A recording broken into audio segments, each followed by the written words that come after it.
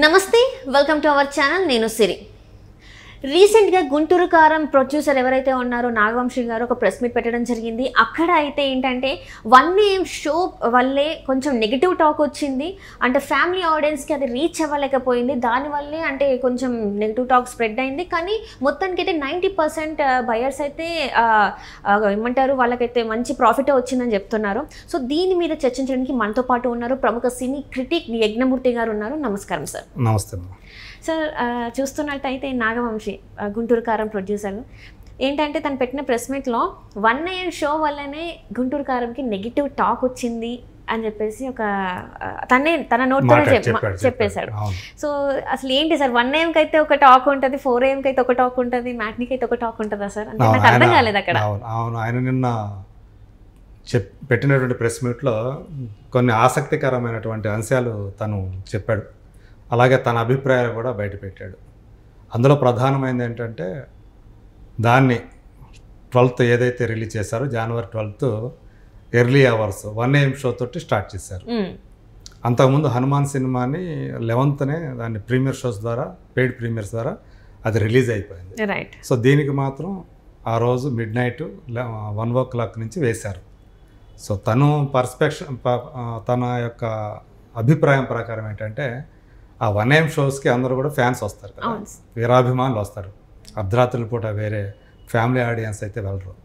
So వాళ్ళందరూ కూడా ఆ గుంటూరు కారం అనే టైటిల్, అంతకుముందు ట్రైలర్ కానివ్వండి, అట్లాగే కుర్చీ మడత పెట్టి సాంగ్ కానివ్వండి, ఏం చూసుకుంటే ఇది ఫుల్ మాస్ ఫిలిం, అలాగే మంచి యాక్షన్ ఫిలిం అన్న యొక్క అభిప్రాయం కలిగింది. సో వాళ్ళందరూ కూడా దాన్ని ఆ ఎక్స్పెక్టేషన్స్తో వెళ్ళినటువంటి ఫ్యాన్స్ అందరూ కూడా ఆ 1AM షో చూసి డిసప్పాయింట్మెంట్కి గురయ్యారు. సో తాము ఏదైతే అనుకున్నారో అలా లేదు, అందు గురించి అంత నెగిటివ్ టాక్ స్ప్రెడ్ అయింది అది అని నా యొక్క అభిప్రాయం అని చెప్పేసి తను తెలియజేశాడు. అలాగే మ్యాట్ని ఫస్ట్ షోకి వచ్చేటప్పటికి ఫ్యామిలీస్ ఆడియన్స్ వచ్చారు, దాంతో కథ మారింది టాకు అని చెప్పేసి కూడా ఆయన చెప్పాడు. కానీ ఏది ఏమైనా కానీ సో ఫ్యాన్స్ అనేవాళ్ళు నిజానికి మహేష్ బాబు ఎలా చేసినా, ఆయన సినిమా ఎలా ఉన్నా, కొంచెం వాళ్ళకి కష్టంగా అనిపించినా, బాగాలేదనిపించినా మొదట్లో వాళ్ళైతే పాజిటివ్గానే స్పందిస్తారు. సో చాలామంది అభిప్రాయం ప్రకారం అదేదో 1AM షో వేస్తే టాక్ అలా వచ్చింది, లేదంటే మ్యాట్నీ నుంచి స్టార్ట్ అయితే వేరే టాక్ వచ్చి ఉండేది అనేది కరెక్ట్ కాదు.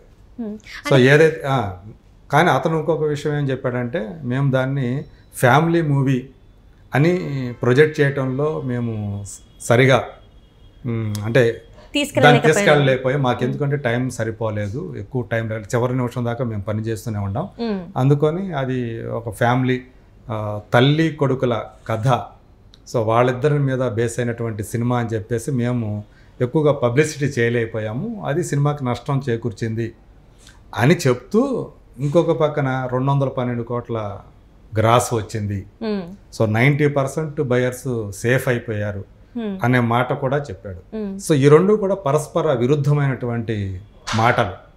ఒక పక్క 90% బయర్స్ ఆల్రెడీ సేఫ్ అయ్యారని ఒక పక్క చెప్తూ, ఇంకో పక్క నెగిటివ్ టాక్ వల్ల ఈ నష్టం చేకూర్చింది, మేము చేసిన మిస్టేక్, అది 1AM షో వేయకుండా ఉండాల్సింది అని మళ్ళీ దానికి విరుద్ధమైనటువంటి అభిప్రాయాన్ని వ్యక్తం చేయటం అక్కడే తెలియజేస్తోంది.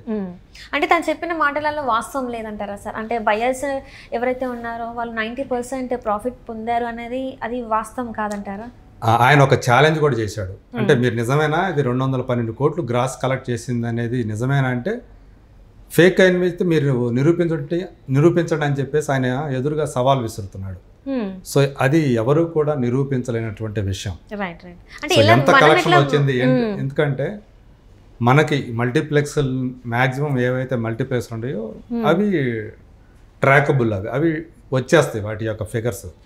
అలాగే ఏ సెంటర్లో నుంచి వచ్చినటువంటి ఆ ఫిగర్స్ కూడా మనకు వస్తాయి. కానీ విలేజెస్ నుంచి వచ్చే ఫిగర్స్ ఏవైతే ఉంటాయో అవి కరెక్ట్గా ఉండవు, అవి పూర్తిగా తెలియవు. ఈవెన్ నిర్మాత కూడా DCR అని ఒకటి ఉంటుంది, డైలీ కలెక్షన్ రిపోర్ట్ అనేది. సో అది అంత పక్కాగా ఉన్నట్టు రాదు అనేది చాలామంది నమ్మేటటువంటి విషయం. సో ఆ థియేటర్ల వాళ్ళు ఎగ్జిబిటర్లు అలాగే డిస్ట్రిబ్యూటర్ల నుంచి వాళ్ళ దగ్గర నుంచి వచ్చే డేటా ప్రొడ్యూసర్కి చేరుతుంది. సో ఇందులో కొంత మతలబ్ జరుగుతూ ఉంటుంది. వాళ్ళు యాక్చువల్ ఫిగర్స్ అంటే ఆర్గానిక్ ఫిగర్స్ పంపరు అనేది కొంత ఉంటుంది. అంటే యాక్చువల్గా నిర్మాతకి చెప్పేదానికంటే కూడా ఒక్కో చోట తక్కువ వచ్చే అవకాశం ఉంది, ఇంకో చోట ఎక్కువ వచ్చే అవకాశం ఉంది. సో ప్రొడ్యూసర్ ఏం చెప్తాడంటే కలెక్షన్స్ ఎక్కువ, స్టార్టింగ్లో కలెక్షన్స్ ఎక్కువ వచ్చాయి అని చెప్తే ఇంకా కలెక్షన్స్ పెరుగుతాయి, దానికి పాజిటివ్ టాక్గా టర్న్ అయ్యి సినిమాకి మేలు జరుగుతుంది, సో జనాలు వస్తారు ఇంకా పెరుగుతుందని చెప్పేసి ఆ ఉద్దేశంతో వాళ్ళు గ్రాస్ కలెక్షన్ అని చెప్పేసి ఇంత ఇస్తూ ఉంటారు. అదే షేర్ అనేది అంత బయట పెట్టరు. ఎందుకంటే ఏదైతే షేర్ అయితే ఏదైతే ఉందో అది బయట పెడితే దాని ప్రకారమే ఐటీ సంబంధించిన ఇన్కమ్ ట్యాక్స్ రిటర్న్ ఇవన్నీ కూడా లెక్కలన్నీ కూడా దాని మీద బేస్ అయి ఉంటాయి. సో గ్రాస్ కలెక్షన్ అనేది వీళ్ళు ఎంతైనా చూపించుకున్నా షేర్ అనేదే మనకు ప్రధానమైంది. అంటే ఒక జిఎస్టీ పోగా అలాగే థియేటర్ల యొక్క రెంట్లు పోగా ఏదైతే మిగిలింది ఏదైతే ఉంటుందో అది దాన్ని డిస్ట్రిబ్యూటర్స్ షేర్ అంటారు. సో అదే మనకి ప్రధానమైంది. దాని మీదే డిస్ట్రిబ్యూటర్ లాభపడ్డా నష్టపోయాడా అనేది మనకు తెలిసేటువంటి విషయం. సో మనకి అందిన సమాచారం ప్రకారం 130 కోట్ల పైనే దాని యొక్క బిజినెస్ వాల్యూ జరిగింది, థియేటర్ ప్రీ బిజినెస్. సో ఆ రకంగా చూసుకున్నప్పుడు మొన్ననే అంటే ఈరోజు 20th అంటే 18th 100 crores షేర్ అయితే వచ్చేసింది అనేది మనకు అందినటువంటి సమాచారం. సో ఇంత డిజాస్టర్ టాక్తో కూడా 100 కోట్ల షేర్ రావటం అనేది చిన్న విషయం కాదు. ఆ మేరకు అది ఓకే అనిపింది. తను ఇంకో ఇది కూడా ఒప్పుకున్నాడు, నైజాంలో కలెక్షన్స్ డల్గా ఉండే, అలాగే ఓవర్సీస్లో కూడా మేము ఎక్స్పెక్ట్ చేసిన రీతిలో సినిమా కలెక్షన్స్ రావటం లేదు అనే విషయాలు తను ఒప్పుకుంటూనే 90% బయర్స్ సేఫ్ అయిపోయారు అన్నాడు. కానీ 90% అంటే ఎవరు సేఫ్ అయ్యారు అనేది ఇంకా పూర్తిగా మనకి బయటికి రాని విషయం. ఎందుకంటే ఇంతవరకు ఓవర్సీస్ బయర్స్ కానివ్వండి, అలాగే నైజాం బయ్యర్ కానివ్వండి, సీడెడ్ బయ్యర్ అంటే రాయలసీమ బయ్యర్ కానీ వాళ్ళు ఎవరు కూడా ఇంకా నష్టాల్లోనే ఉన్నారు, వాళ్ళ డబ్బులు ఇంకా రాల. సో ఆంధ్ర ప్రాంతంలో కోస్టల్ ఏరియా ఏదైతే ఉందో అక్కడ మాత్రం వాళ్ళు సేఫ్ అయ్యే అవకాశాలు కనపడుతున్నాయి అనేది కనిపిస్తుంది. అది కూడా మొత్తంగా కాదు. So Uttarandhra Vizag area safe అయ్యే అవకాశాలు ఉండే, గుంటూరు సేఫ్ అయ్యే అవకాశాలు ఉండే అని కనపడుతుంది మనకి. నెల్లూరు ఒకటి ఇట్లా చిన్న ఏరియా నెల్లూరు అన్నిటికంటే. సో మిగతాయి కృష్ణ అట్లాగే ఈస్ట్ వెస్ట్, సో ఇవన్నీ కూడా ఇంకా వెనకబడే ఉన్నాయి అనేది మనకు అందినటువంటి సమాచారం. అంటే అట్లా చూస్తున్నట్టయితే ఇలాంటి ప్రెస్ మీట్లు పెట్టి అంటే ఎందుకు ఇలాంటి అంటే సినిమాకి ఇంత లాభం వచ్చింది అంత లాభం వచ్చింది అసలు ఎందుకు చెప్తారు సార్? నాకు ఇప్పటికీ అర్థం. ఇంకా లాభం ఎంత వచ్చిందని ఇంకా చెప్పలా, సేఫ్ అనే మాట మాత్రం అంటే వాళ్ళు కూడా సేఫ్ జోన్లో ఉండటానికి అనమాట. ఆ మాట వాడితే వాళ్ళు కూడా మేము కూడా సేఫ్ కదా అని చెప్పేసి.